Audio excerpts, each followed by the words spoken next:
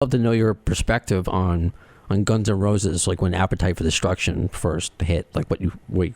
Well, yeah, them and Nirvana saved the day. You know, I mean, rock and roll had virtually disappeared as far as I was concerned. Nirvana and Guns N' Roses, they were the only ones with the "fuck you," you know. Yeah, yeah, and but I just remember we did the Palace in L.A.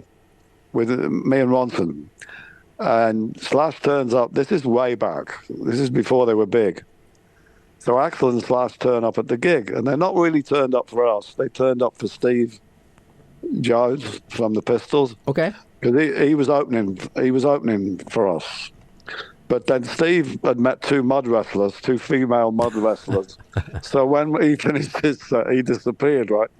So Axl and Slash are sitting upstairs, and then my youngest son was a baby at the time, and Axl actually had my youngest son on his knee, and they're both sitting there not knowing what to do. So Mick Ronson said, well, we'll do White Light, White Heat. So okay.